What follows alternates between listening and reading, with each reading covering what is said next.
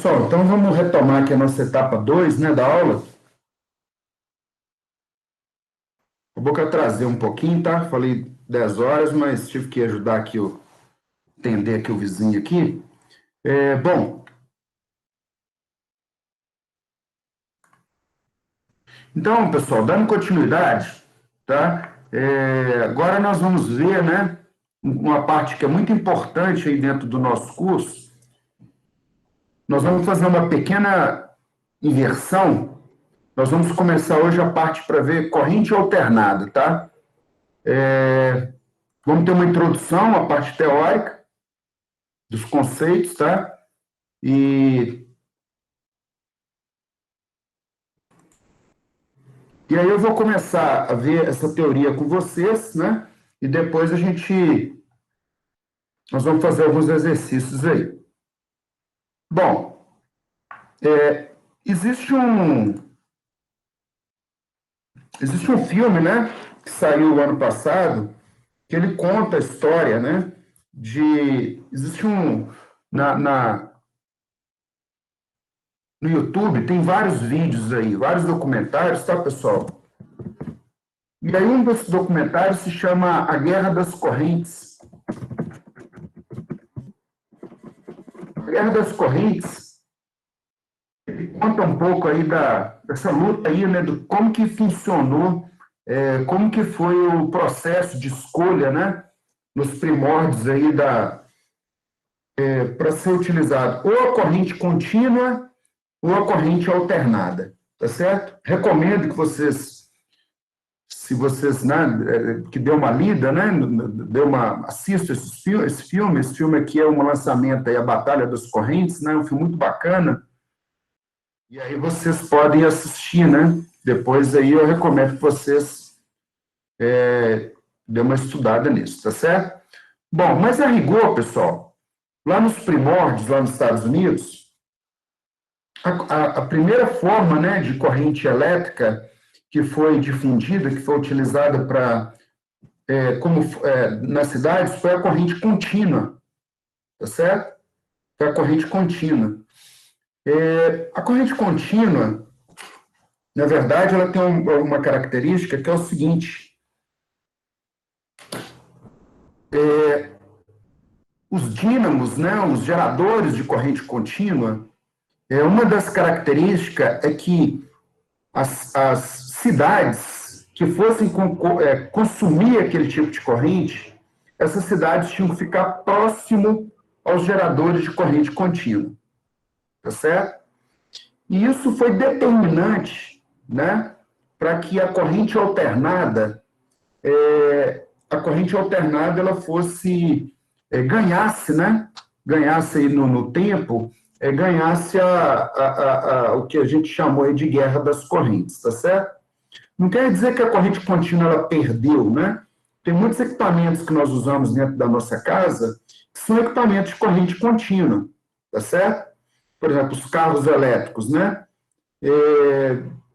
Os carros elétricos você armazena a energia elétrica em baterias e utiliza nos diversos equipamentos elétricos que tem dentro desse carro, tá certo? Então, na verdade, né, não tem como eu ligar um cabo, por exemplo, na tomada de casa e ligar lá no carro para falar, ó, agora você vai ser alimentado com uma tensão alternada de 127 volts, tá? O carro está em movimento, então não tem como você manter esse cabo aí ligado, tá certo? Bom, mas qual o motivo, pessoal? A rigor, a grosso modo, o que facilita, né? O que eu vou ilustrar aqui para vocês, o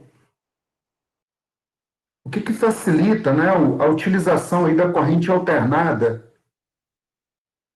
Então, eu vou colocar aqui encontro 5, CAT 124, CAT 124, encontro ilustração.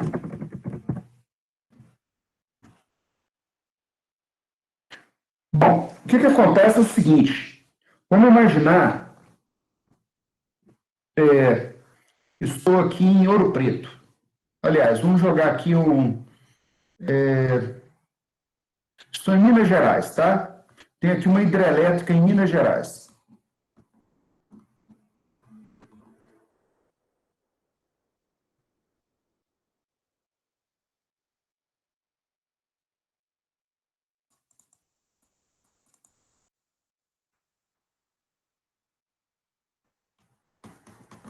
Então, imagina, pessoal, que eu tenho nessa hidrelétrica, eu tenho que transportar uma determinada potência.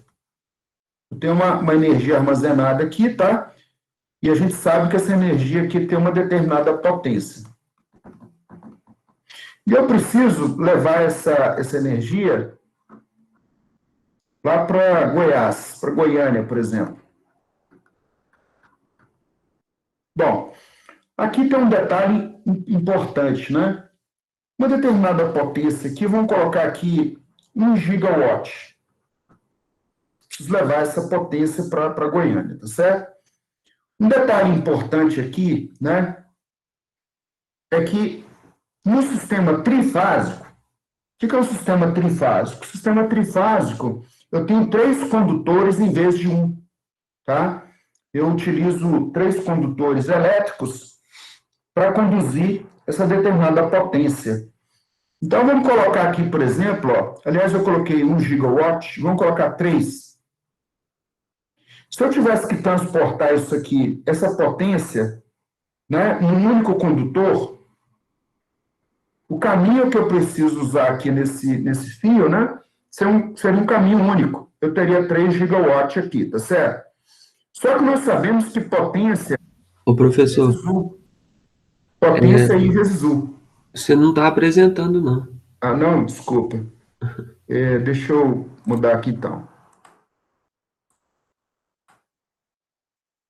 Então, olha lá, eu tenho aqui uma hidrelétrica, tá certo? E essa hidrelétrica eu tenho aqui uma potência, essa potência aqui ó, tem 3 gigawatts, tá? E eu quero transmitir esses 3 gigawatts aí dessa hidrelétrica para Goiânia.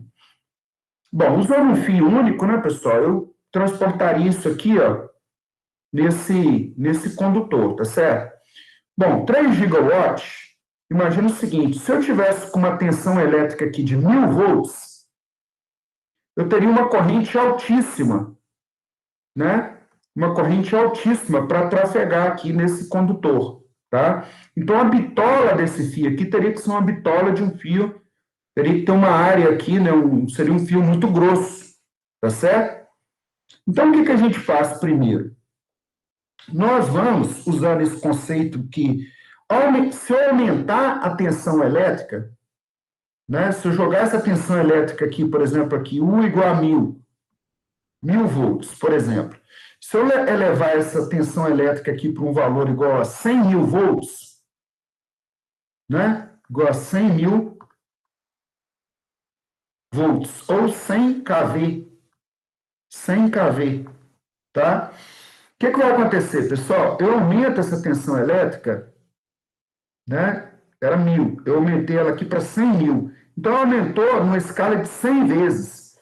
Em contrapartida, a corrente elétrica vai diminuir numa escala também de 100 vezes. A corrente elétrica ela vai ser 100 vezes menor, tá? Posso colocar esse valor aqui o tanto que eu quiser. E, além disso, em vez de usar apenas um único fio, eu vou separar isso aqui em 3 fios. Em 3 fios. Então, primeiro, né? Então, se tem 3 gigawatts aqui, ó, eu posso separar isso aqui em 3 potências iguais. Cada um vai transportar 1 gigawatt, tá certo? E cada gigawatt desse aqui, né, em vez de, como eu aumentei aqui a tensão elétrica de 1.000, passei ela para 100.000 volts, a corrente elétrica vai diminuir, né, na mesma proporção. Então, a corrente elétrica que vai trafegar nesses fios aqui é uma corrente muito menor, tá certo? E por ser uma corrente menor, pessoal, a bitola desses fios vão ser fios mais finos. Vão ser fios mais finos. Olha só que interessante. E com isso, essas cidades, quem está consumindo essa energia elétrica pode ficar a grandes distâncias da central de geração de energia elétrica. Isso aí foi determinante para que a corrente alternada fosse utilizada em vez da corrente contínua, tá certo? Então, no filme lá que ele conta a Guerra das Correntes, né? O Thomas Edison foi o cara que criou a General Electric, né? No início, já tinha corrente contínua armazenando algumas cidades dos Estados Unidos, tá certo? Só que a expansão desse sistema era muito lento, tá? Porque você não podia levar essas cidades, né?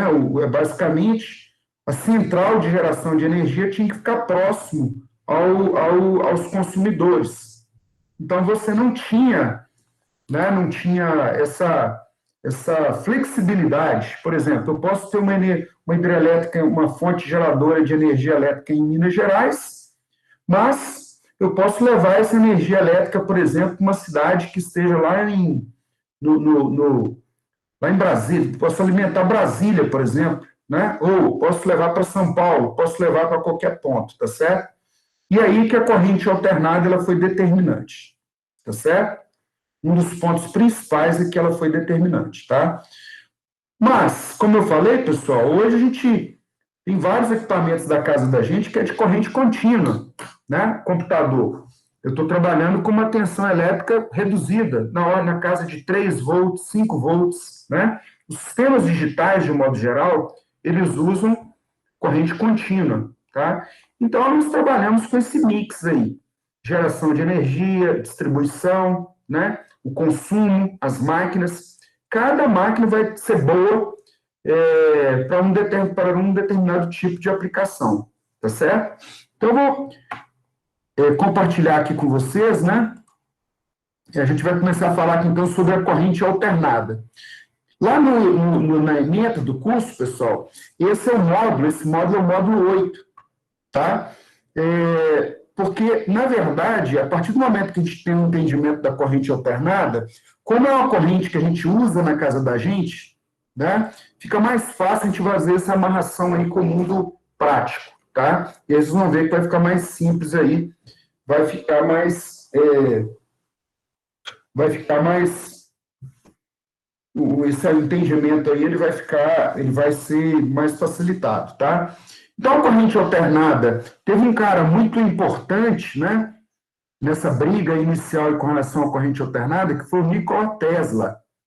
O Nikola Tesla, ele criou o motor de corrente alternada, tá certo? É um motor que funciona com corrente alternada, tá certo? E isso aí foi determinante, tá?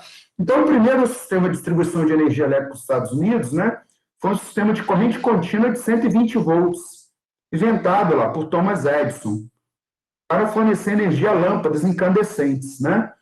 Então, lembrando que potência é V vezes I, tá certo? O que acontece? Como a gente tem uma tensão baixa, a tensão é baixa, a corrente é elevada, tá certo? Então, isso aí causava quedas de tensão, né, e perdas energéticas muito grandes, tá? As usinas geradoras pequenas e muito próximas umas das outras. Então, foi aquilo que eu falei para vocês, né? Na medida que você precisa de cabo muito grosso, se você começa a colocar cabos com longa distância, a perda nesses cabos, ela começa a ficar proibitiva. E o próprio cobre, né? O bom condutor de energia elétrica é o cobre. Mesmo naquela época, pessoal, para aquela época, você gastar muito cobre, dependendo do preço, era um negócio proibitivo, tá? Bom, e aí como é que eu vou transportar essa energia elétrica a grandes distâncias, né? Aí, o que acontece? Ó, eu tenho essa relação aí, ó. Resistência elétrica igual a ρ, que é a resistividade do material, que multiplica L, que é o comprimento do condutor, dividido por A, que é a área da seção reta do condutor, tá? Então, se eu aumentar a área da seção reta do condutor, eu faço com que eu diminua a resistência. O problema é o custo. Você aumenta o custo, né? Para grandes distâncias, a área da seção reta pode ficar muito grande, tá certo? E aí, o que acontece? Se eu elevo a tensão, uma outra alternativa é elevar a tensão da energia transportada, né? Aí a relação P igual a V vezes I, eu tenho uma tensão alta, Em contrapartida, eu vou ter uma corrente baixa. Tá certo? Uma corrente baixa. Quanto maior o valor da tensão, menor a área da seção reta do condutor. Então, eu tenho que R é igual a ρ, que multiplica L por A, né? Se eu fizer o V ao quadrado, substituir a resistência elétrica por V ao quadrado sobre a potência, e aí eu chego que a área é igual a ρ vezes L, né? Vezes a potência dividido por V ao quadrado.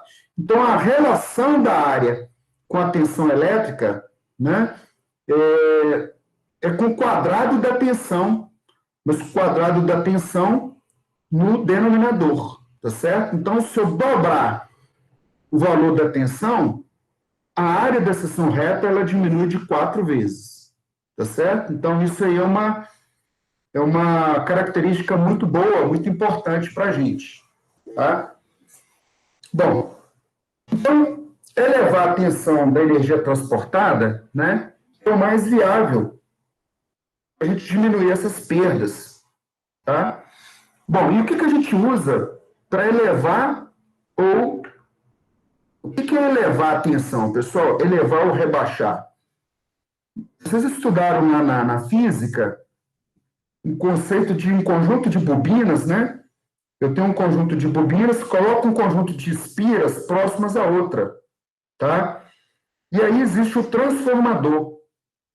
Eu utilizo um transformador para elevar ou rebaixar a tensão, sem afetar a potência, tá? Então, um transformador, o que ele é, na verdade? Eu tenho um conjunto de espiras, a rigor, um transformador, ele é uma caixa metálica, né?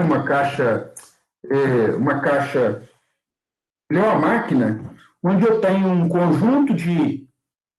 A gente faz uma representação assim, tá? Eu tenho um conjunto de espiras aqui, ó, nesses enrolamentos.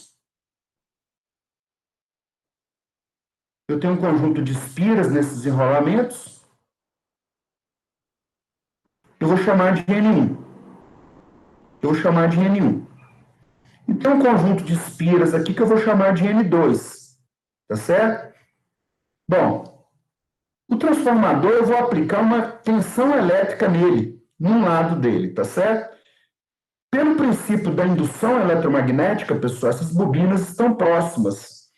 Vai induzir nesse outro conjunto de bobinas uma tensão induzida, que eu vou chamar de V2. Tá? E essa tensão induzida só funciona com corrente alternada. Porque a indução eletromagnética, ela existe na corrente alternada. Na corrente alternada tem variação de fluxo, tem o fluxo aqui nessas linhas, tá? Na medida que eu mudo, né? Esse fluxo aqui está aumentando ou diminuindo, induz corrente elétrica nesse outro lado aqui do transformador, tá? Esse V aqui ele é minúsculo, porque ele é um V que varia com o tempo. Bom, essa relação da tensão V1 sobre a tensão V2, ela é igual ao conjunto de espiras de um lado, desse N1, onde está sendo aplicado V1, tá? Dividido pelo conjunto de espiras N2, onde eu estou retirando N2, tá? Então, a gente costuma falar no transformador o seguinte: onde eu estou aplicando a tensão elétrica, eu chamo de primário. Onde eu estou retirando a tensão elétrica, eu costumo chamar de secundário, tá? Então, quando eu quero rebaixar a tensão elétrica, por exemplo, lá na rede elétrica da casa da gente, nós temos 120 volts AC. 127 volts AC. Tá? Então, eu quero, no meu equipamento, um rádio, trabalha, por exemplo, com 12 volts AC. Então, eu preciso fazer um arranjo de espiras, de modo que eu consiga fazer isso. Tá certo, pessoal? Então, o transformador, pessoal, por ele ser feito de um material nobre, né? Ele é um elemento caro, tá? Eu vou mostrar para vocês alguns exemplos aqui de transformador na minha mão. São elementos caros. tá? Então,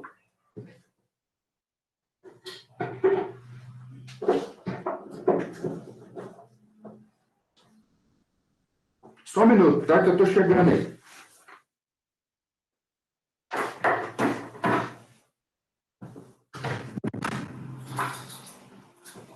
Só um minuto, pessoal. Eu estou abrindo aqui os...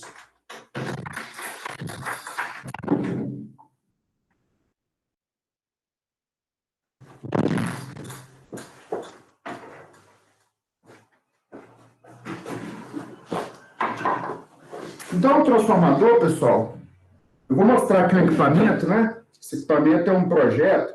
Então, quando eu abro essa caixa aqui dentro, tá certo? Então, aqui, ó. Aqui são as placas, tá certo? E aqui tem um elemento, ó. O transformador está aqui, tá certo? Esse transformador, ele recebe... Até uma maneira aqui melhor de eu fazer isso. Esse transformador... Então, o que acontece? Ele recebe uma tensão alternada de 127 volts, tá? E na saída dele, vai sair aqui 12 volts. Esse 12 volts chega numa placa aqui, que é a placa que é a fonte de alimentação, e aí eu transformo essa tensão alternada de 12 volts em tensão contínua de 12 volts. Por quê? Porque essas placas aqui, ó, ela trabalha com tensão contínua. Com tensão contínua, tá certo? Tem que ser 12 volts contínuo, tá certo? Bom, observem, pessoal, que aqui tem um problema. O tamanho desse equipamento, tá? Os componentes aqui são todos componentes pequenos, mas o transformador, eu não consigo diminuir muito o tamanho dele, tá? Então, eu vou mostrar alguns outros exemplos de transformador separado aqui para vocês verem. E o transformador tem um detalhe, ele é um equipamento caro ainda, tá? Um transformador, esse pequenininho que eu estou mostrando aqui, ó, o fio dele, os enrolamentos dele são enrolamentos de cobre, tá? Então, um transformador desse aqui deve ser uns R$100 aproximadamente, tá? 100 não, mas é uns 100... esse aqui é pequenininho, deve ser uns R$80, tá? Uns 50. Então, ele tem um lado aqui que eu vou aplicar tensão alternada. Qual é o objetivo do transformador? Eu aplico tensão alternada num determinado valor, num lado, tá? 110 ou 220. E no outro lado, esse aqui, por exemplo, ele está dizendo que eu vou tirar 15 volts no secundário dele. Tá certo? Então, tem aqui, né? Tem uma caixa aqui com vários outros. Aqui são transformadores para eletrônica. Olha lá, esse aqui já é um pouco maior. Tá certo? Esse aqui já é um pouco maior. Esse aqui é um transformador caro, tá? Ele tem aqui um lado dele. Esse transformador, ele tem uma frequência que é de 60 Hz, tensão de 127, tá? E ele tem, pessoal, uma coisa que é muito importante no transformador, é a potência que ele consegue fornecer. Se ele tem uma tensão, ele tem que especificar a potência, porque ele vai conseguir te entregar um máximo valor de corrente. Quando você começar a colocar carga nele, que o valor da corrente é maior do que ele consegue entregar, a máquina vai começar a ser estressada e ele pode queimar, tá? Esses são transformadores pequenos, então, para a gente usar em aplicações de 127 volts, 220, tá? Mas nós temos os transformadores que a gente chama de potência. Os transformadores de potência. São esses que você vê aí pendurado no poste. Né? Chega a tensão elétrica de distribuição, né? Lá no Amapá, em Roraima, se eu não me engano, aquele transformador que queimou. Então, transformadores de potência. Então, são transformadores grandes. Olha lá. São transformadores. Olha lá. Tudo isso aí são transformadores. Ó. Tá? Aí vai depender da aplicação, né? Em que ponto você está. Lá na hidrelétrica, você gera energia elétrica e na hora de transmitir, você precisa colocar essa tensão elétrica e colocá-la no nível mais alto para a transmissão. Tá? Então, você vai ter um transformador elevador de tensão. Lá na hidrelétrica, o transformador vai ser um transformador elevador de tensão. Aí eu transmito, chego na cidade. Vai chegar uma tensão elétrica alta, eu vou ter um transformador rebaixador de tensão. Tá certo? Rebaixador de tensão, porque ele vai pegar essa tensão elétrica alta e vai jogar ela para um nível mais baixo. Então, eu tenho diferentes tipos de transformadores aí, tá? E o transformador, pessoal, ele é um elemento que ele trabalha com corrente alternada, que é o que a gente vai trabalhar aqui agora, tá? Essas pontas aqui, nessas que a gente chama de bucha, é onde a gente faz a ligação dos cabos. São 3, porque esse sistema aqui é um sistema trifásico, tá certo? Poderia ser monofásico, mas para os transformadores de potência, é comum aí que seja um sistema trifásico. Bom, então eu vou deixar aqui por enquanto e vamos continuar aqui estudando, então, né? Então, elevar a tensão, elevar ou rebaixar, né? É o meio mais viável para a gente diminuir essas perdas energéticas, tá? Eu utilizo transformadores, então, para elevar e rebaixar a tensão sem afetar a potência elétrica fornecida. As perdas de transmissão são proporcionais ao quadrado da corrente, né? Uma elevação de tensão de transmissão por fator de 10 permitirá reduzir as perdas de transmissão em 100 vezes, devido à redução das correntes pelo mesmo fator, tá? O princípio de funcionamento dos transformadores é baseado em corrente alternada. Aí você pergunta lá na prova, por que o transformador não funciona com corrente contínua? Porque o transformador ele trabalha com o princípio da indução eletromagnética. Para haver corrente induzida, tem que haver variação de fluxo. Se não houver variação de fluxo, não tem corrente induzida, tá certo? Então, não vai haver... aí o transformador ele não vai funcionar corretamente com o propósito que ele foi desenvolvido, tá? Que foi ou elevar essa tensão alternada ou reduzir a tensão alternada. Bom, então tá aí, tá, pessoal? Bom, a gente costuma, né, a gente diz que a corrente alternada, a tensão ela tem o formato de uma senoide, tá? De uma senoide. Mas essa letra B, pessoal, embora essa corrente não seja uma senoide, ela é também uma corrente alternada. O nome alternar significa alternar o sentido dos elétrons da corrente elétrica em um circuito, tá? Quem já tomou um choque elétrico aí, eu acredito que todo mundo já tomou um choque aí algum dia, sente um formigamento na mão, né? Aquilo ali é a corrente elétrica passando pelo seu corpo, tá certo?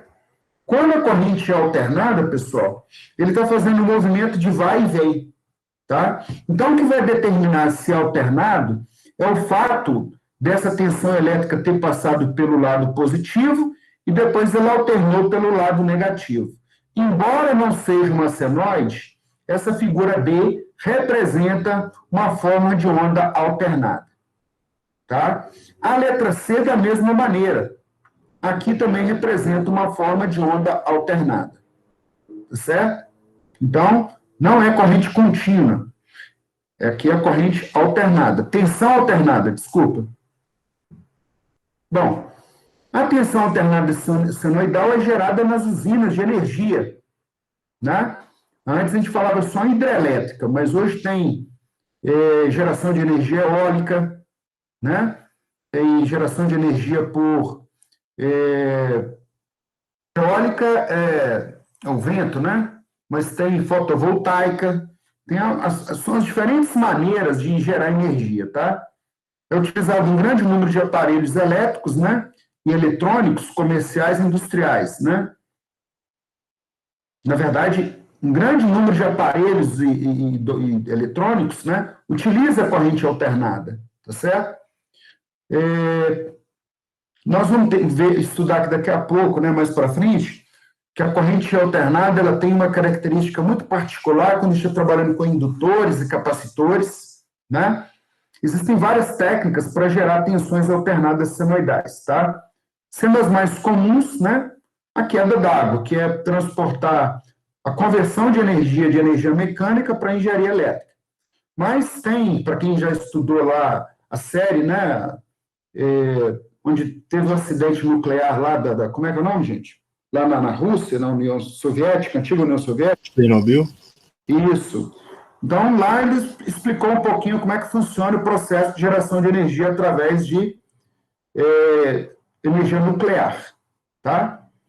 Bom, então, o comum aí é que essas diferentes maneiras aí, né, eles vão gerar essa corrente alternada, né, e aí na hora de enviar isso para os grandes centros de consumo, nós vamos elevar essa tensão, transmitir e depois rebaixar essa corrente para a forma de onda de interesse, tá certo? O alternador, então, no carro, né?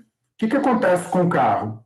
O carro ele tem uma bateria, e essa bateria ela funciona com corrente contínua, tá certo? Então, como é que a gente faz para carregar a bateria do carro? Esse carro comum, tá, pessoal? Existe uma hélice lá na frente do carro, que o vento, o próprio vento do carro, né? Ou a força ali de giro do motor, ele gira essa pá, tá? Então, ele gera uma corrente alternada. Ele faz a geração da corrente alternada. E dentro do carro, existe um circuito eletrônico que transforma essa corrente alternada em corrente contínua, tá? Aí essa corrente contínua é aplicada na bateria e ele é utilizado para carregar a bateria do carro, tá? Então, a máquina ali, o alternador, ele é apenas uma parte. O alternador ele vai fazer essa geração de energia alternada, mas lá dentro tem um regulador de tensão que vai fazer a transformação dessa energia alternada em contínua, tá certo? Bom, aí, pessoal, quando a gente estiver falando de corrente alternada, nós temos que tomar agora alguns cuidados, né? Antes, na hora de resolver os exercícios, calcular a corrente, calcular a tensão, nós utilizávamos valor de variável maiúsculo,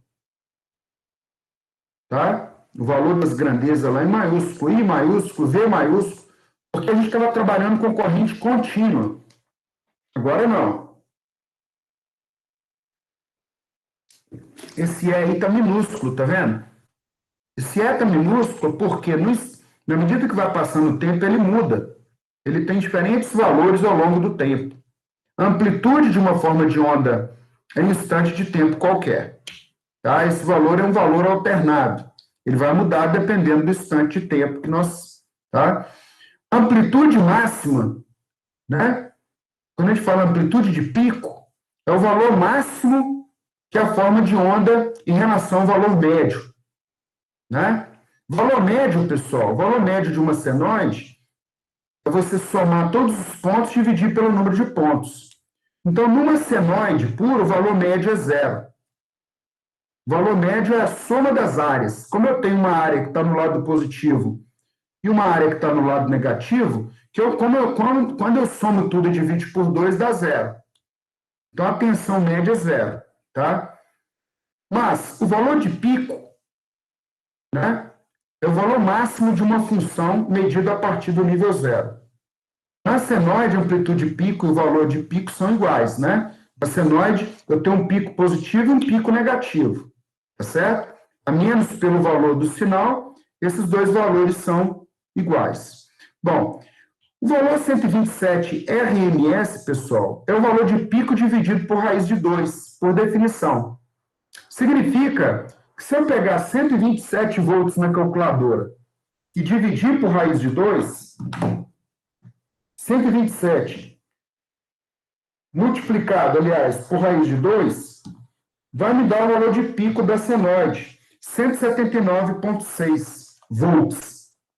Então, se eu for desenhar a senoide, então, para a rede elétrica da minha casa, o pico do valor de tensão vai ser praticamente 180 volts, tá?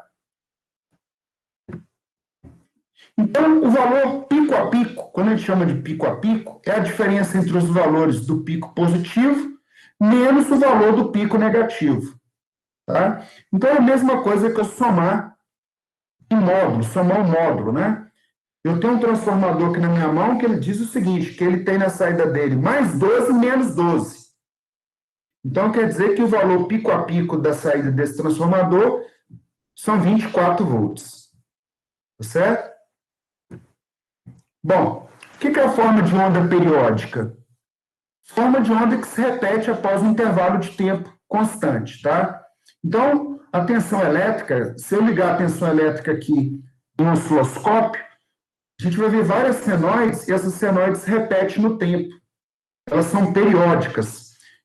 Após um período, ela se repete, tá? Então, o instante de tempo, o intervalo de tempo entre cada período, a gente chama de, aliás, a cada repetição, o sinal está repetindo. O intervalo de tempo dessas repetições é chamado de período. E a gente dá uma letra, né, uma notação especial para esse período. A gente chama ele de T maiúsculo. Esse período T aqui, ó, intervalo de tempo entre repetições sucessivas de uma forma de onda periódica, tá? Então, se eu pegar qualquer repetição, o instante de tempo T1 vai ser igual a T2, vai ser igual a T3, tá? Ou a gente também chama essas repetições de ciclo. E quando eu falo que a rede elétrica tem 60 Hz, 60 Hz quer dizer que são 60 repetições por segundo. Então, se eu fosse desenhar isso aqui no equipamento, pessoal, a tensão elétrica da minha casa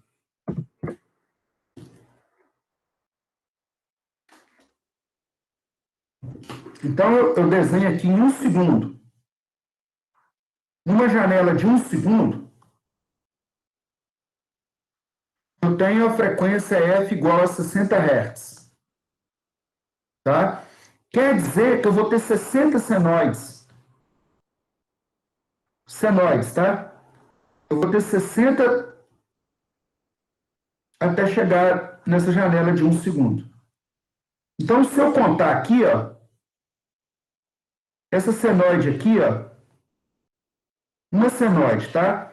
Esse período T aqui é o instante de tempo que demora, que ela vai de um ponto, sai do zero e volta no zero. Poderia pegar em qualquer instante de tempo, tá? Mas, na verdade, é quando ela começa a repetir. Esse período aqui é 1 sobre 60, que é o número de repetições em 1 segundo. Como ele é 60 Hz, Hertz é 60 ciclos por segundo. Tá? Por definição, 60 ciclos. E ciclo por segundo é Hertz. Ok? Então, 1 sobre 60 é 16,67 milissegundos. Coloquei S maiúsculo, mas não é maiúsculo, é tudo minúsculo, tá? Milissegundos aqui, ó. 16,67 milissegundos. Ok? Bom, então, voltando aqui ao nosso slide. Então, é isso, ó. Se eu pegar aqui, então, uma senoide. Essa senoide, a cada instante de tempo, o valor instantâneo a gente chama de E. Ela está variando com o tempo, tá? Então, ele vai no valor máximo, vai no E máximo, e no instante de tempo T1, aí ele vale E1. Depois ele vem no valor mínimo, o máximo só que no sentido contrário. Essa senoide aí, ela tá bonitinha aí, tá, pessoal? Mas quando a gente vai medir ela aqui usando o osciloscópio, pode ser que ela não fique tão perfeita, né? Devido a ruído, devido a interferências, ela pode dar algumas interferências, tá certo? Então, olha lá, o primeiro ciclo aqui foi essa primeira senoide. O segundo ciclo foi essa segunda senoide, tá? Quando eu falo EP, tensão de pico, é o valor máximo. Quando eu falo EPP, é a tensão pico a pico. Posso chamar de E, posso chamar de VPP, ou eu posso chamar de VP, tensão de pico, ou tensão pico a pico. Tá certo? O ciclo, o que é um ciclo? O ciclo é parte de uma forma de onda contida em um intervalo de tempo igual a um período. Tá? Então, aqui eu estou medindo um ciclo, ó. O sinal começou nesse ponto aqui, né? O sinal de tensão, Aí, na hora que ele voltou e chegou nesse mesmo ponto, completou um ciclo. Eu posso pegar em qualquer ponto. Aqui ele pegou no ponto máximo. Na hora que ele voltou no ponto máximo novamente, ele contou com um ciclo. Mas é mais fácil a gente visualizar igual essa terceira figura aí, ó. Igual essa terceira figura, né? Ele saiu do zero, foi no máximo, voltou e voltou aqui no ponto zero. Tá certo? E todos esses valores T1, T2 e T3, pessoal, estão associados à repetição de um ciclo. E aí é o período da forma de onda. Bate com um conceito que nós estudamos lá na matemática, né? Lá na matemática, o conceito é o mesmo, tá? O que é a frequência? Frequência é o número de ciclos contidos em um segundo, tá? Então, se eu tenho uma repetição em um segundo, a frequência é 1 Hz. O período T aqui é 1 segundo, tá certo? Se eu tenho 2 repetições por segundo, aliás, aqui não deu mais que 2, tá? Ele disse que em 1 segundo, ele deu o T. O T deu 0,4 segundo. Então, se eu quiser saber a frequência, é só inverter 1 sobre esse T maiúsculo, vai me dar a frequência. Tá? 1 dividido por 0,4. Ele vai dar a frequência aí. Na letra C, ele disse que o período é 0,5. Aqui vai dar 2 ciclos em 1 segundo, né? Duas formas de onda aí completas. Tá? 2 senoides aí, né? Então, 2 ciclos completos aí. Bom, a unidade, então, é Hertz. Então, o H aqui é maiúsculo, tá? Foi o Hertz que desenvolveu essa teoria, né? Essa matemática toda aí. E significa que é 1 ciclo por segundo. A frequência mais comum na América é 60 Hz, tá? Mas tem alguns países aí que trabalham com 50 Hz. Paraguai, por exemplo, né? Argentina, Estados Unidos, trabalham com a frequência que é 50 Hz. O que implica isso aí, pessoal? Implica no funcionamento da máquina elétrica. Tem máquina que, se você colocar ela para funcionar no Brasil, ela vai girar numa determinada velocidade. Se você levar ela para os Estados Unidos, ela vai girar numa velocidade diferente. Tá certo? O giro do eixo vai ser diferente. Em função disso aí, ó, dessa diferença. Como é que eu faço para descobrir isso? Você vai olhar na carcaça da máquina. Qual é a frequência típica dela de trabalho? Tá certo? Ele vai te falar, ó, esse motor é um HP com 3.600 rotações por minuto para uma alimentação de 60 Hz. Mudou a alimentação, mudou. Tá certo? Bom, então a senoide. Bom, a senoide, pessoal, tem uma característica interessante que é o seguinte: ele diz que é a única forma de onda que não se altera quando você aplica uma senoide ao resistor, indutor e capacitor. Tá? Se eu tiver um circuito elétrico e nesse circuito elétrico tiver resistor, indutor e capacitor, eu aplico o sinal que é uma senoide.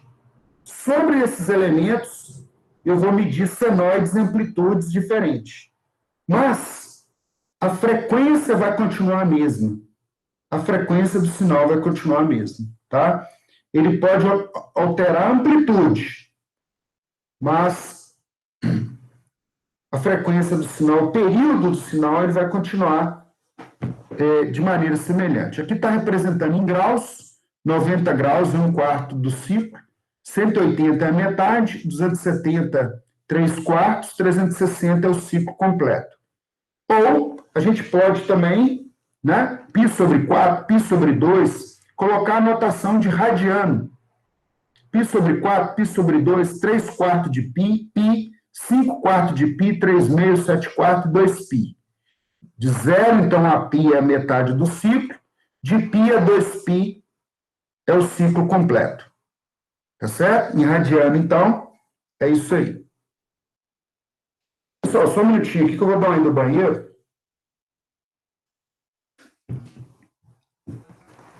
Só um minutinho que eu estou voltando.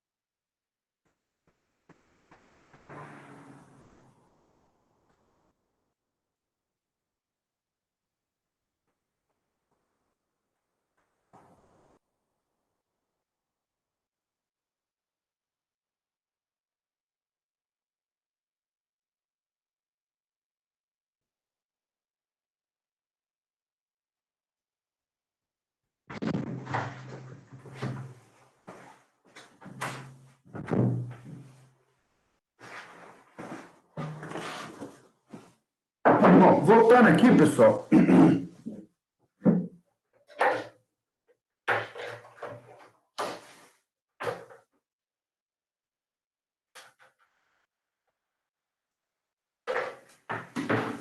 Aqui na minha mão, tá? Eu tenho aqui um osciloscópio. É uma pena esse regime remoto, porque ele nos priva de algumas coisas, né? Esse osciloscópio aqui, a gente põe a ponta de prova nele, e aí a gente consegue ver essa forma de onda perfeita aí, né? Sinal senoidal ou sinal elétrico aí, tá? Depois eu vou mostrar uma gravação para vocês aí. E aí, quando esse sinal não está legal, né? Não é uma senoide, tem alguma interferência, nós conseguimos fazer uma análise aí para saber se tem alguma sujeira, alguma interferência, tá? Bom, aí, pessoal, o que acontece? O que ele está dizendo, né? A senoide. A senoide, na verdade, ela está associada com um negócio que a gente chama de fasor. O que é um fasor?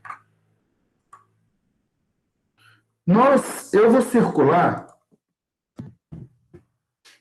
tá? Eu vou fazer aqui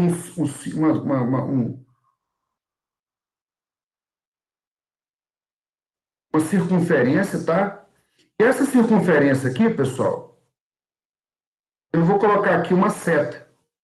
Na ponta dessa seta, esse camarada aqui, ó, ele pode girar livremente aqui sobre essa circunferência, tá? Esse giro dele aqui, pessoal, é dado por um ômega, que a gente chama de velocidade angular. Essa velocidade angular é dada em radiano por segundo, tá certo? Então, na medida que esse cara aqui está no ângulo de 0 graus, em paralelo aqui, nós entendemos, né? Nós entendemos, nesse instante zero aqui, eu estou aqui em zero. Na medida que esse camarada começar a girar aqui num determinado ângulo θ, esse ponto aqui vai começar a aumentar. Né? Se ele está aqui, ó, na hora que ele estiver aqui no instante de tempo t, na hora que ele subir aqui para um outro ponto, ó, a cada momento que ele vai subindo, se tivesse uma caneta aqui que ele pudesse desenhar, se isso aqui fosse um papel que estivesse se movendo para a direita, ele está se movendo, ele está criando um desenho, ó. Então, na hora que ele estiver no ponto máximo aqui, faz de conta que isso aqui é o ponto máximo, ele vai estar no ponto máximo aqui, ó. Aí ele vai estar nesse ponto aqui.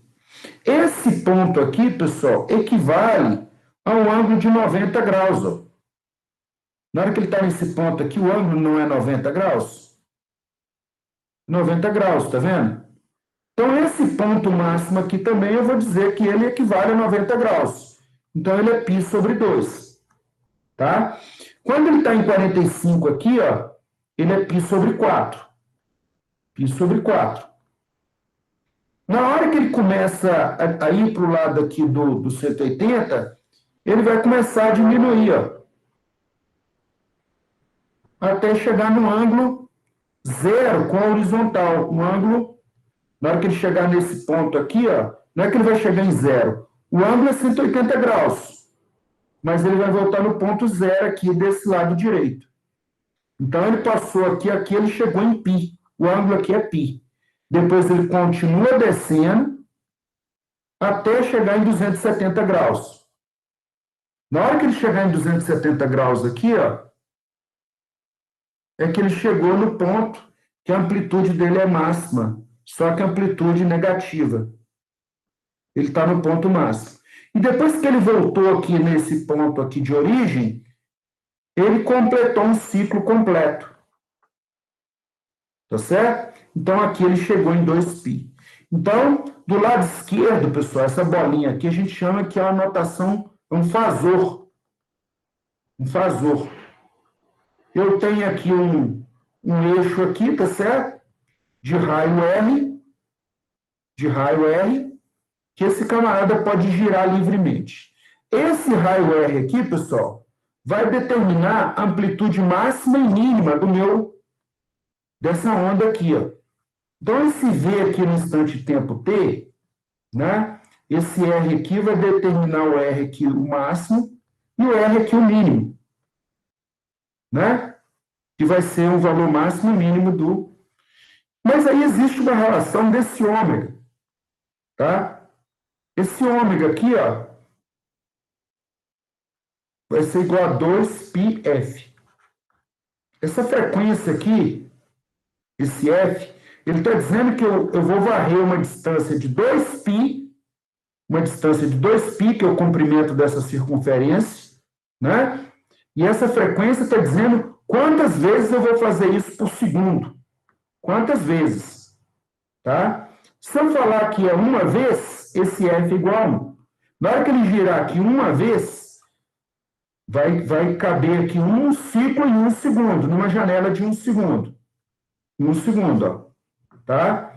Na hora que eu falar que é 2, quer dizer que ele vai varrer 2π e vai dar 2 voltas aqui em 1 segundo. Em um único segundo. Então, a frequência é 2. Na medida que eu for aumentando, então, aqui esse número aqui, ó, para 60, quer dizer que em 1 segundo ele está dando 60 voltas. Então, eu vou ter 60 senoides pequenas aqui numa janela de 1 segundo. Tá certo? Bom, então, para nós é mais fácil entender a senoide do lado direito. Mas a senoide do lado esquerdo aqui também, pessoal, não deixa, esse fasor girando, não deixa de ser uma senoide. Só que de uma maneira diferente que nós estamos acostumados. Tá?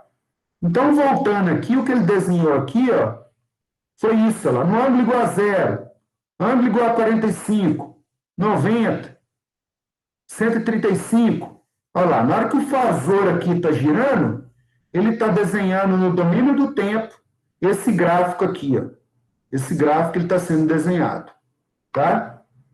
Então, a senoide pode ser obtida a partir das projeções de um vetor do fasor girando com movimento circular uniforme em torno de um ponto fixo. A velocidade de rotação do vetor é chamada de velocidade angular. A velocidade angular é dada pelo ângulo percorrido pelo tempo. Esse ângulo em graus ou em radiano. Tá? Então, esse ômega é alfa sobre t. Ou 2π sobre o período t. Ou usando ômega a 2πf.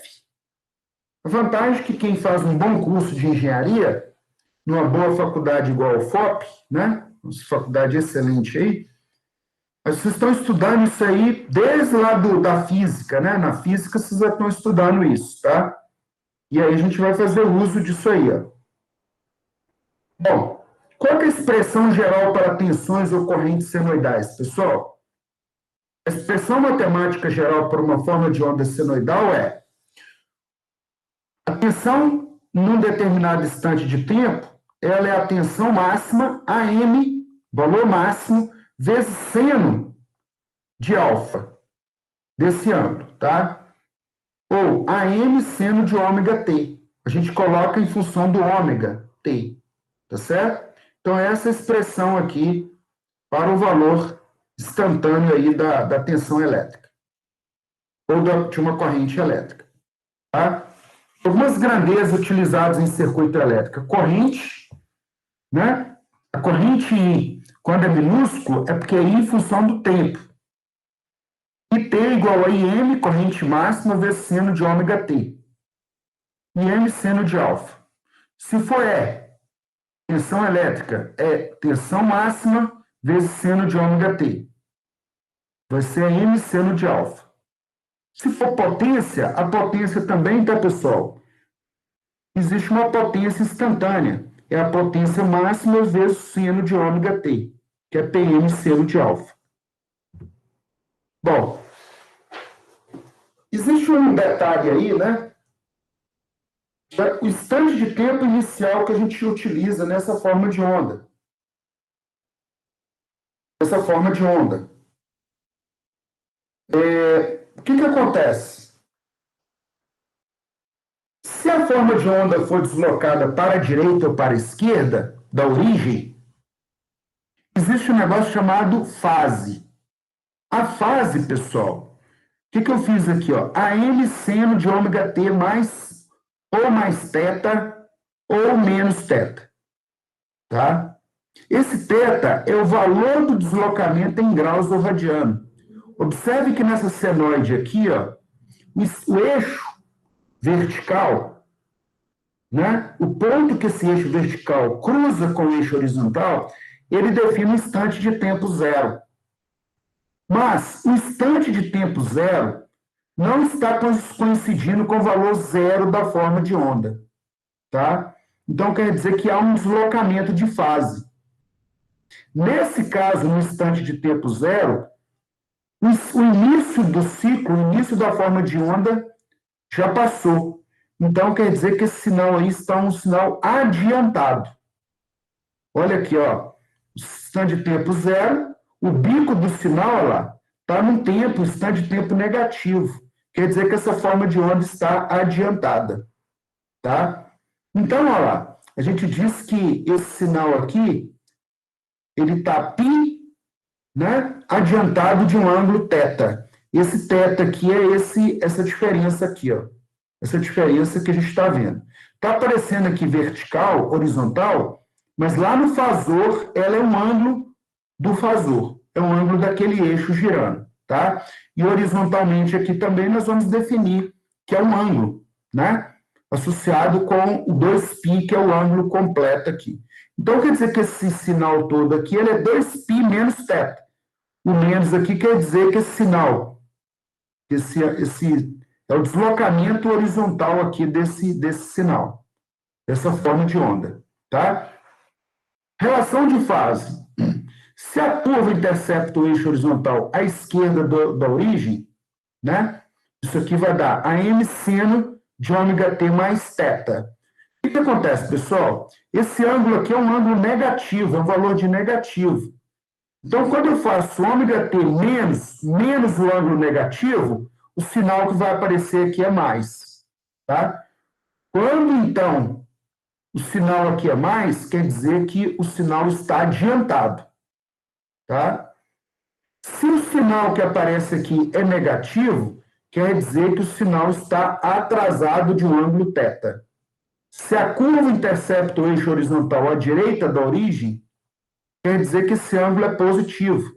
Aí a gente diz que é menos θ, tá? Por enquanto, não precisa preocupar muito com isso, não, que nós vamos treinar isso aí mais para frente. Então, olha lá, quando ele fala em relação de fase é isso aí, ó.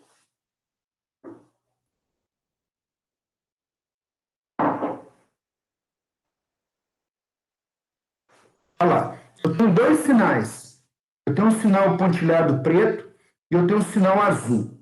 Com relação à origem, pessoal, o sinal azul está adiantado de 90 graus.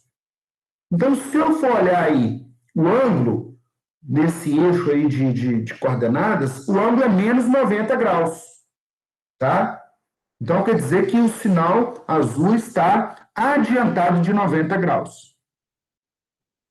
O sinal pontilhado, ele está em fase com a origem, porque no instante de tempo zero, ele também é zero.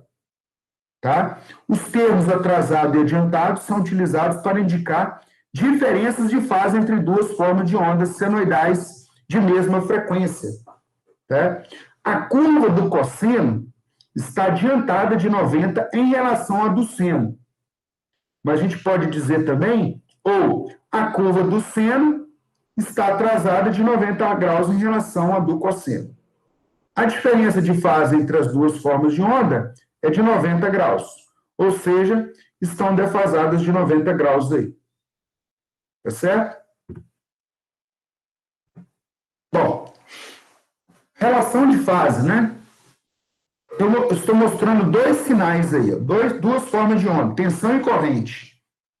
A relação de fase entre duas formas de onda indica qual delas está adiantada ou atrasada e de quantos graus. Tá? Se eu desenhar esse primeiro sinal V aí, pessoal, ele está me dizendo que o sinal é um seno de ômega t mais 30. A fórmula diz que é seno de ômega t menos o ângulo. Menos. Então, quer dizer que esse sinal V aí, o ângulo está adiantado de 30 graus.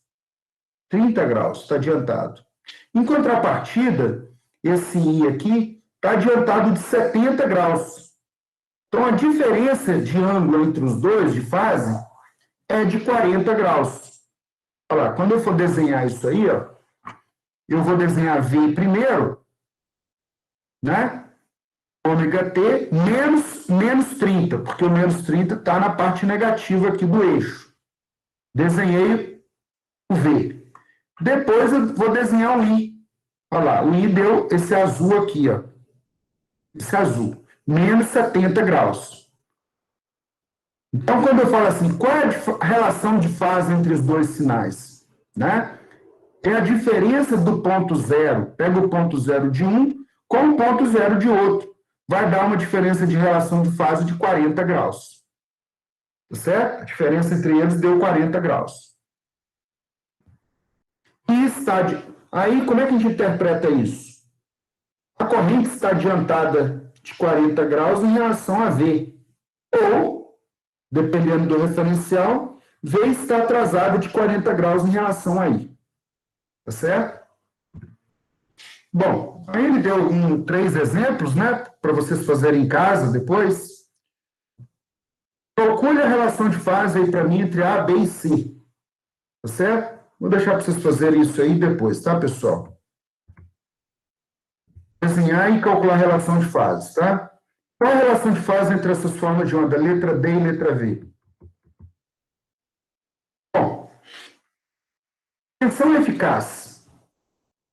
A tensão eficaz, pessoal, qual que é o significado da tensão eficaz? Tá? O nosso chuveiro nosso de casa, ele é alimentado com uma tensão CA, de corrente alternada. Se a gente pudesse medir, né? Se a gente pudesse medir e pegasse esse chuveiro e ligar esse chuveiro com corrente contínua, pessoal, em vez de corrente alternada, o valor de tensão contínua que vai realizar o mesmo trabalho que se fosse aplicado uma tensão alternada, a gente chama esse valor de valor eficaz, ou valor RMS. Tá? De modo resumido, né, nós vamos pegar o valor de pico de uma tensão elétrica, dividir por raiz de 2, e esse valor vai ser o valor RMS, root mean square, valor médio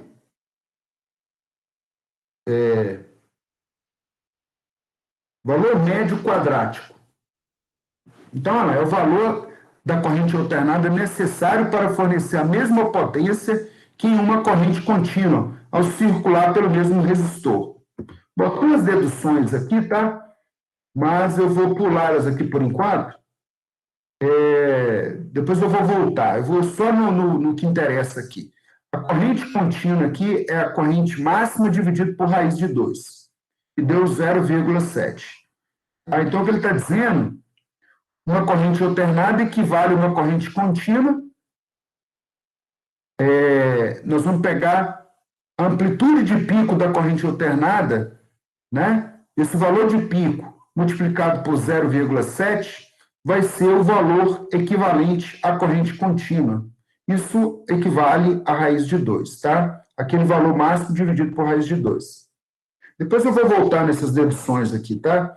É porque está no finalzinho aqui, então vou pular isso aí. Então, olha lá, tensão. A tensão RMS da rede elétrica é a tensão máxima dividida por raiz de 2. Tá? A corrente RMS é a corrente máxima dividida por raiz de 2. Tá? Então, pessoal, em alguns problemas de vocês, eu vou falar assim, suponha uma carga ligada a uma rede monofásica em Belo Horizonte ou em Ouro Preto. Eu não vou nem falar o valor da tensão elétrica para vocês, tá? Não vou falar o valor. Por quê? Porque o valor da tensão elétrica numa rede monofásica em Ouro Preto é 127 volts RMS. Se você pegar aí o o seu carregador de bateria, carregador de celular, está escrito lá, ó, 127, tiozinho 220, tá certo? Então, vocês têm que se acostumar com isso. E como que eu faço para saber o valor máximo dessa tensão? Eu pego o valor 127, multiplico por raiz de 2. Raiz de 2. Esse vai ser o valor máximo aí. 179,6. Tá certo? Ou 180. Então, com isso, eu consigo desenhar essa curva, né? Consigo desenhar esses valores. Esses valores são lidos por voltímetro ou por amperímetro, tá? Quando você, na verdade, pega o multímetro, ele está te dizendo o valor RMS. Você não vai saber qual é o valor máximo, tá? Como é que você faz para saber o valor máximo? Você usa um osciloscópio para você ver a forma de onda, tá? Então, aqui tem um valor aqui do osciloscópio, eu vou mostrar aqui no YouTube. O que seria um osciloscópio? Osciloscópio. Um osciloscópio, pessoal, é esse equipamento aí, ó. Já te mostrando as formas de onda, né?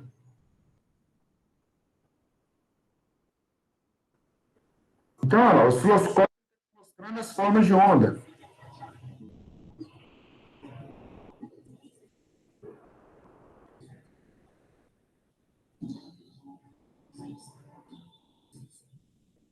Então, olha lá.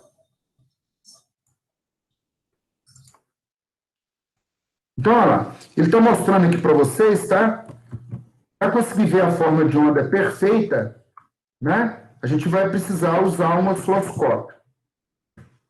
Bom, aqui numa rede monofásica, tá, pessoal? Uma rede monofásica.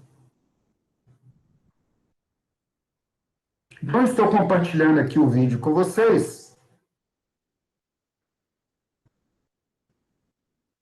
Tem um equipamento também que você tem que tomar muito cuidado, porque se você ligar ele de modo errado, ele pode queimar. Diferente do multímetro, pessoal, esse osciloscópio que eu acabei de mostrar para vocês aqui, ele custou R$ 6.000. Então, você queimar um equipamento de R$ 6.000 é um prejuízo danado, tá?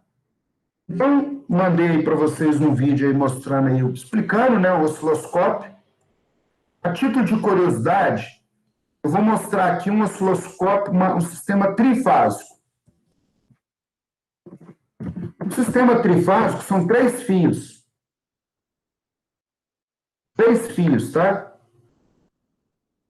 E aí eu tenho um outro vídeo explicando o que é um sistema trifásico. São 3 formas de onda, sendo que essas formas de onda, essas tensões de cada fio, elas têm uma defasagem de 120 graus entre elas, tá? Então, depois vocês vão dar uma estudada aí, dar uma olhada para assistir aí, tá? Para a gente começar a introduzir esses conceitos, tá? Bom, 11h20 agora, pessoal. Então, terminei o que eu tinha previsto para a aula de hoje, da parte teórica, tá? E aí, na lista de exercícios de vocês, na lista 2,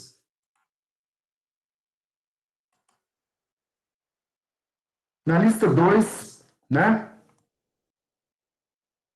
Existe aqui, ó, o conteúdo, formas de onda alternada. Deixa eu voltar aqui a compartilhar. Então, olha lá, formas de onda alternada. Bom, eu vou voltar a repetir aqui, tá, pessoal? Quando vocês resolvem esse exercício, tá? Vocês colocam o meu e-mail, chega no meu e-mail. Mas eu não tenho identificação do aluno que fez o exercício, tá? Então, todos os e-mails que chegarem para mim, com relação a alguém que fez o exercício online aqui, eu ignoro, porque eu não tenho como saber quem foi o aluno, tá certo? A maneira correta aqui de entregar esse exercício é anexar o relatório, ou escrever à mão, ou anexar na sua lista de exercícios, tá certo? Então, fiquem atentos a isso aí. Bom, o que eu vou pedir para vocês aqui, para essa lista 2, por enquanto, é vocês fazerem o exercício do capítulo 13, tá? E na hora que for fazer aqui o capítulo 14, os dispositivos básicos e o fasor, toma cuidado que o símbolo de OM, ele substituiu por interroga, tá? Então, olha lá, observação, responda os exercícios no próprio site e anexo no relatório, tá? Bom, então esse tempo aí que está 11h20 agora, eu vou dispensar vocês, tá? Mas lembrando que vocês podem usar esse tempo aí para resolver terminar a lista. Vamos lá, capítulo 13. Capítulo 13, formas de onda, então, aí, alternada. Tem aí alguns exercícios, tá? Referente a isso que eu acabei de explicar. E os dispositivos básicos e os fasores, que é o capítulo 14. Tá certo? Que é o capítulo 14. Então, estamos terminando aí essa parte inicial aí de corrente alternada. Já vou compartilhar com vocês aí os slides, tá? E aí, estou à disposição para tirar eventuais dúvidas, tá, pessoal? Se não tiver nenhuma dúvida, até a próxima terça, certo? E aí, lembrando que eu vou mudar lá a data de entrega da lista. Aliás, eu já vou mudar isso de uma vez para não esquecer. Para a próxima terça-feira, que é a lista 2. Tá? E aí, quem não fez, quem não entregou, fica atento a esses prazos aí.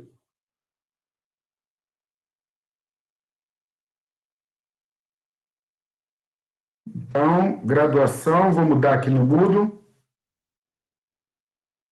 Deixa eu mudar esse negócio de uma vez, senão eu acabo esquecendo depois. Então, tá aí. A lista da entrega 2 vai ficar para o dia 22, terça-feira. 22. E o outro que eu preciso compartilhar com vocês é o slide da aula de hoje. O slide da aula de hoje é o módulo 8, tá?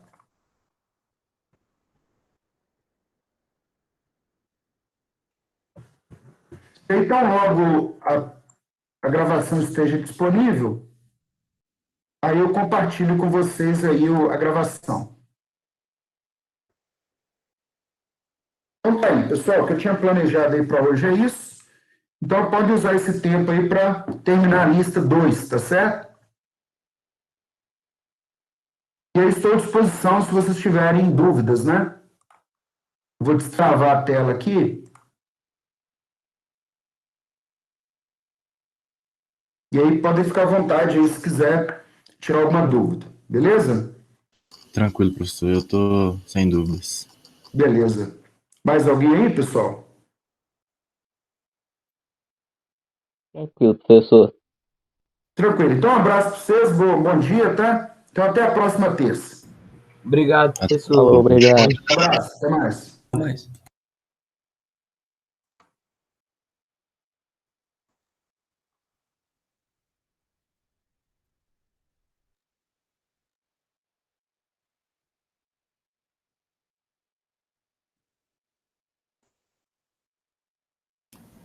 Valeu, professor.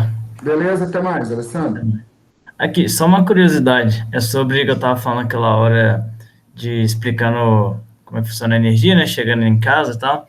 Como que queima o chuveiro, tipo? Por que o chuveiro queima? Ô, Alessandro, o chuveiro ele trabalha com o princípio, você tem um fio metálico, tá? Uhum. Aí você passa, essa resistência do chuveiro, ela é formada com uma pequena resistência que vai depender da tensão elétrica que você aplica, tá? Uhum. Esse filamento ele já foi dimensionado para suportar uma determinada corrente elétrica, tá Certo. certo? Então, em 127 volts, ele esquenta, só que ele está imerso numa água. Então, lá dentro do chuveiro, pega um chuveiro velho que você tiver e abre ele. Você vai ver que essa resistência do chuveiro, ela está enrolada, de modo que a água vai passando ali em cima, tá certo? Certo. Então, o que acontece? Você pegou uma resistência de 127 volts ela já tem uma resistência elétrica, passa uma determinada corrente, vamos imaginar, 10 amperes. Ela já foi construída para suportar 10 amperes, tá? Se você liga o dobro, que seria 220 volts, o que acontece? Você está aumentando a corrente elétrica nessa resistência. Aí esse fio não aguenta, ele rompe. Entendi. É o mesmo princípio do fusível, aquele fusível de vidro. Se você olhar lá dentro, tem um fiozinho fininho lá dentro. E lá está escrito nele assim, 10 amperes.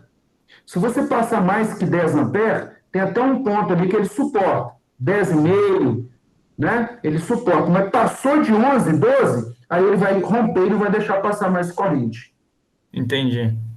E parece que tem um outro jeito também, que eu falei, eu peguei o chuveiro daqui de casa hoje, naquele intervalo que você fez, aí eu peguei e aproveitei e desmontei ele, que esse fim de semana queimou aqui em casa, daí a gente trocou. Parece que chega 2 fios no chuveiro, né? Um verde e um branco. O verde para tipo, que esquenta, né? E o branco acho que é um neutro, não sei. Isso. Aí tava derretido lá no verde. Até a parte branca em cima do chuveiro de plástico derreteu, sabe? Aí ficou tudo preto. Eu abri, tava arrebentado a resistência e o fio tava derretido. Certo. Aí, Sim, pode falar. eu só queria saber se, tipo, em vez de arrebentar a resistência, pode ser pelo fio, assim? Só pelo fio, sem arrebentar a resistência? Ô, Alessandro, deixa eu te falar uma coisa que aí vamos ver se você vai conseguir entender. O certo no chuveiro é ter 3 fios. Sim. 3. Aham. Um é a fase. Você usou um termo aí, falou assim, que é o da. Você usou uma palavra aí que o certo é falar assim, vindo lá do quadro lá da sua casa, o certo é ter um fio que é a fase. Aham. Tá? O outro fio é o neutro. Sim. O neutro, tá certo? Uhum. Bom, aí o que acontece? No chuveiro tem um fio verde. Uhum. Essa cor verde identifica a proteção elétrica. O que acontece na proteção elétrica? Como essa água ela fica em contato com essa resistência e essa resistência passa a corrente elétrica, os chuveiros antigamente eles eram chuveiros metálicos e os canos das residências eram canos metálicos. Então era muito normal o chuveiro dar choque. Certo. Dar choque. Então o certo é o quê? Tem uma chavinha de teste, você vai numa loja elétrica e fala assim, eu quero uma chavinha de teste. Essa chavinha sempre é bom você ter, tá? Essa chavinha, você põe o dedo nela, e lá do quadro de distribuição da sua casa tem que vir 3 fios. Você vai identificar primeiro. Quando você colocar a chavinha que acender, é a fase. Sei qual que é essa chavinha. É a fase, tá? Aí as cores vai depender de como que estão as cores na sua casa. Tem gente que usa a fase como vermelho, porque a norma brasileira não determina as cores para a fase neutro. Aliás, tem gente que usa o vermelho, o neutro, no geral, é azul, é o retorno. É o retorno. Tá? Se o eletricista seguiu aí, ele colocou o retorno como azul. E o verde é a proteção elétrica. Essa proteção elétrica na sua casa, se a tomada tiver com 3 fios, você tem que pegar o verde do chuveiro e ligar no buraco do meio. Tá certo? No geral, nas casas, como as instalações são mais antigas, não tem esse fio da proteção. Então a pessoa deixa o fio solto aí. Certo. Então, aí eu não sei se esse verde que estava ligado aí, se a pessoa usou ele ou para a fase ou para o neutro, entendeu? Entendi. Mas, assim, se ele está derretido, é porque é bem provável que nessa época do inverno, alguém regulou o chuveiro para esquentar mais com pouca água. Com isso, a corrente aumentou. Essa corrente aumentando, drenou mais corrente e fez com que o fio derretesse. Entendi. Massa. Então, tem que olhar se o dimensionamento aí dos cabos que estão chegando no chuveiro da sua casa estão adequados, né? Certo. Tem que dar uma olhada nisso para ver se a bitola dele está boa, né? e se ele está suportando, porque senão você vai colocar outro chuveiro aí, e aí com essa regulagem aí, assim, como o inverno daqui a pouco vai estar terminando, e aí isso aí danifica o fio, demora um pouco para o fio danificar, você não vai perceber isso. Mas é o fato dele estar trabalhando sempre na posição do inverno, é que vai causar um desgaste no fio que vai fazer o chuveiro queimar. Entendi. O certo mesmo seria você colocar um fio com a bitola maior vindo lá do quadro de distribuição, né? Primeiro olha a potência do chuveiro. Se for um chuveiro de 7.000 watts, divide pelo 127, vai dar uma corrente. Aí esse valor de corrente você vai comprar um fio que suporta essa corrente. Entendi. Tá? Aí tem uma tabelinha que te mostra, ó, esse aí é um fio para o chuveiro, tem que ser um fio de bitola tal. Eu não vou te falar o valor, porque depende da instalação elétrica, depende da distância que está o seu quadro de distribuição. Esse daqui de casa, no caso que queimou, era um chuveiro um pouquinho mais antigo até. Ele era 4.000. 4.000. 4.000 watts. Isso. A sua instalação é de 127 ou 220? Esse era 220. Ah, então. Então, 220. Então, 220. O chuveiro, a instalação da sua casa é 220? Isso. Ou só o ramal do chuveiro? Boa pergunta, não sei. Não, como é que você vai saber? Meu pai falou, é de 220. Aí a gente instalou e tá bom até hoje. Ah, Aí, não, então é 220, beleza. Então, 220 dividido 4.000 watts, 4.000 dividido por 220, vai dar uma, olha lá, corrente de 18 amperes.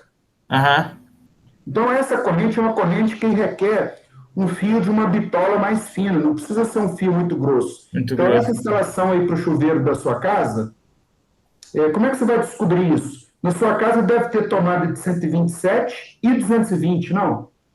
Sim. Qual que é a sua cidade aí? Carandaí, Minas Gerais. Carandaí, não é Minas Gerais. Então, é porque lá na sua casa, quando seu pai foi pedir para instalar aí, para a CEMIG instalar aí, ele pediu que ele queria um padrão bifásico. Bifásico, ou seja, se você precisar de 127, ele pega neutro para uma fase. Se ele precisar de 220, ele pega fase e fase. Então, esse fio que ele levou aí para o chuveiro, ele levou 220. Tá? Mas se fosse para ligar em 127, seria 4.000 dividido por 127. Ele precisaria lá, a corrente já aumentou para 32 amperes. Seria um fio mais grosso. Certo. Como ele já está pronto, a instalação está pronta, você vai trocar, então, você vai abrir o chuveiro, comprar uma resistência para 220, tá? Fazer a troca e ligar. Só tem que tomar cuidado com os isolamentos de água, para ver se as borrachinhas vão ficar no lugar certo, tá? E aí você faz essa troca, enrosca o chuveiro, abre a água, deixa circular um pouco de água, depois é que você vai colocar alimentação nele. Porque senão ele liga o chuveiro, sem água lá dentro, aí ele queima. Ele queima, né? Porque, tipo, a resistência, ela dissipa a energia, né? Isso. Aí não tem nada ali para ela, tipo, fazer a descarga dela, né? Daí ela vai, tipo, Não fazer tem ela água. mesma. Como não tem água, o que vai acontecer? A resistência vai ficar vermelha uma hora. Você já viu uns fornos elétricos que você bate o olho lá dentro, dá para ver um fio lá? É mais ou menos aquilo. É mais ou menos aquilo. Só que aquele do forno foi dimensionado para aquilo. No caso do chuveiro, não. O chuveiro ele foi dimensionado para a resistência ficar imerso na água. Quando você liga, a pessoa troca o chuveiro, liga o fio lá sem água. Quando ele abre a torneira, quando ele abre a registro do chuveiro, aí como não tem água lá dentro, já dá uma corrente muito alta, ele queima a resistência. Por conta do fio também, né? Da resistência ser muito fina. Porque o do forno é tipo uma barra, né? Uma barra contorcida, mas é uma barra mais grossa, né? O fio é fininho. Isso. Exatamente. Esse princípio é o princípio que nós estamos estudando, que é a potência elétrica sendo dissipada em forma de calor por efeito Joule. Massa demais. Beleza? Ô, professor, rapidão, vou ver se eu pego o chuveiro que estava desmontando e te mostro aqui. Beleza, pode compartilhar a tela aí. Tá, eu vou tentar te mostrar pela câmera aqui. Só ver se eu Tá. pego ele aqui rapidinho. Beleza.